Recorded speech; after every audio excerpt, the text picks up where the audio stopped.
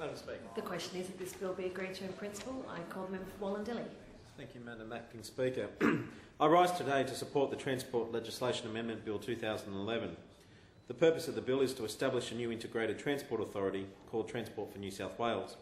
At the heart of Transport for New South Wales will be to ensure that the needs and expectations of customers are at the core of the planning and delivery of transport services through the coordination of planning and policy across all types of transport. Focusing on improving public transport seems like common sense, but it's something that's foreign to those opposite.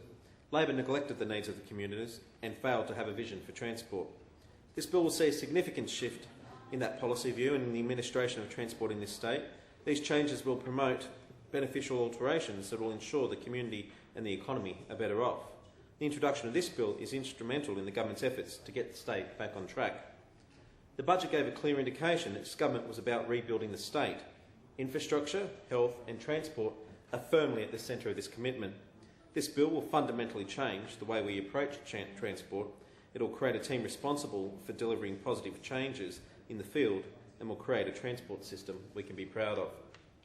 Madam Speaker, this bill is designed to make changes with the residents of New South Wales in mind. It is the residents who we are elected to represent, and their best interests should be at the heart of good policy decisions. That is why Transport for New South Wales has been created. It is to ensure the timely and effective transport is just that, for New South Wales. It means that the customer will be at the centre of every decision made and will ensure a coordinated approach to public transport. Madam Speaker, a coordinated approach will see timetables become more efficient. It will allow greater continuity between the different modes of transport, including the delivery of integrated plans and major multimodal projects. More efficient timetables means more reliable services, which will encourage more users, decreasing the dependence we currently have on our roads. Madam Speaker, for the residents of Wallandilly, working in the city in the past has generally meant one of two things: long drives, stuck in traffic and unpredictable arrival times, or catching the train, often standing while it navigates its way to the city, often with delays or breakdowns. During the election, the now Minister for Transport, Gladys Berejiklian, visited one of the major train stations for my electorate, Campbelltown train station. Here she announced that 16 new peak-hour express trains would operate to help transport the hard-working constituents for my electorate to their place of employment. Madam Speaker, this announcement was well received, with many commuters expressing frustrations about the poor state of the service over the last few years. Another issue raised on that visit was the safety of commuters, often travelling long distances to and from the city and late at night on weekends. This is another important attribute of this legislation. Transport for New South Wales will be responsible for improving the customer experience, with particular focus on planning, program administration and infrastructure. This will allow the operating agencies such as Rowell and the newly formed Roads and Maritime Services to focus on providing safe and clean services. Improving the safety and cleanliness of commuting will encourage people to choose rail transport as a priority option, not just as a necessity. These are all the hallmarks of an effective public transport system: safe, clean and efficient. Madam Speaker, Labor speakers on this bill during the debate highlighted the needs of their electorate and attempted to condemn the new government after approximately 150 days in office. The budget, as indicated by the Treasurer, has record spends and we are getting on with the job. I find it highly hypocritical for those members opposite and remind them that they had 16 years to improve transport services for New South Wales, and by their whinging and their whining, they're only highlighting the incompetent government that they were.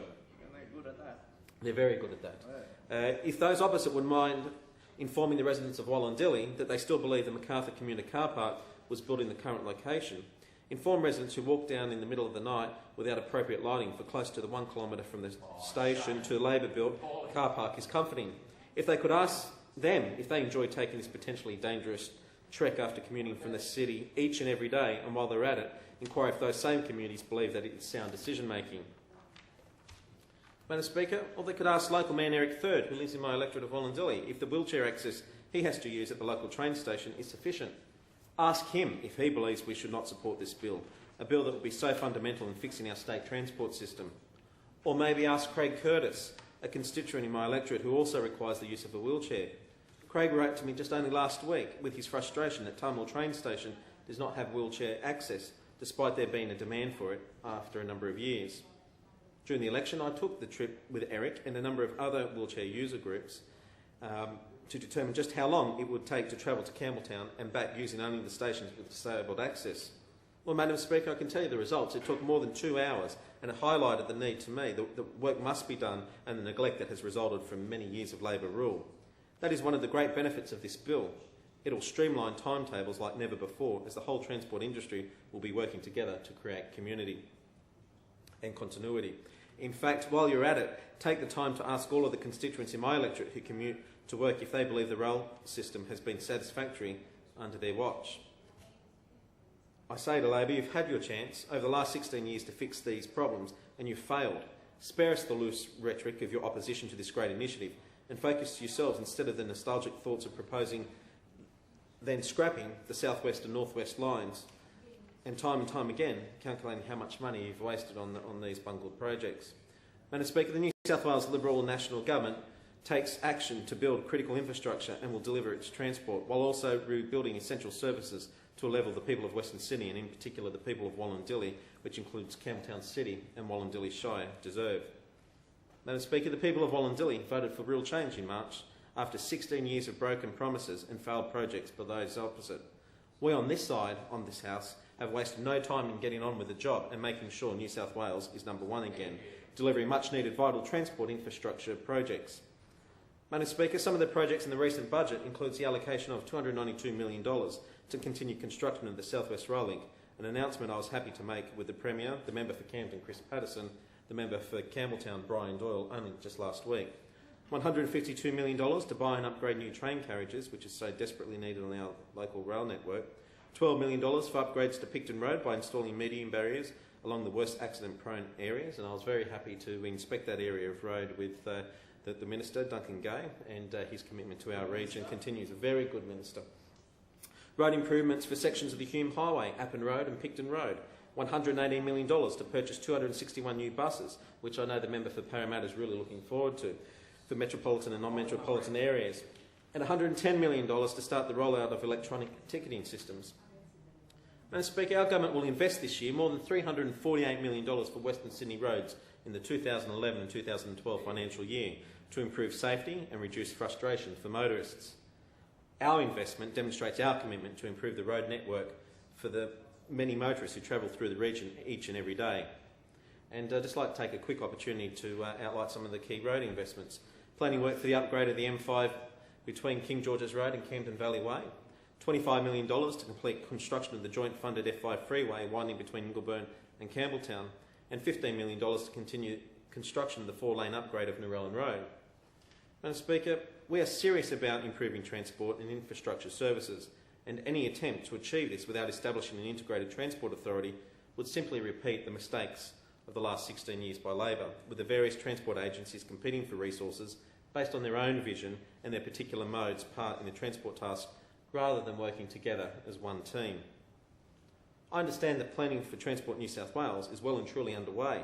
I've been advised that work has already commenced on a structure for the new integrated authority, which will have 6 divisions. Firstly, the Customer Experience Division, or CED, will ensure transport customer need preferences and opinions are paramount in decision-making, planning activities and operations. It will develop a thorough understanding of the customer to drive evidence-based decision-making. The CED will also lead the organisation in ensuring that transport planning, policy investment and services are driven by customer needs. Shape and position public transport as the most attractive option for the people of New South Wales by making it seamless and easily to use, and be the advocate for public transport users and for road users in the operation of the integrated authority. Furthermore, the CED will have 5 other divisions. The Planning and Programs Division, responsible for identifying transport needs and producing integrated plans. The Transport Projects Division will be accountable for delivery of major transport projects, including strategic procurement for rolling stock and fleet. The Freight and Regional Development Division will ensure that New South Wales supports improved productivity, particularly in regional areas, with an effective and efficient freight transport system. The Policy and Regulation Division will drive strategic policy for the transport portfolio, which will develop and implement customer-focused policy solutions.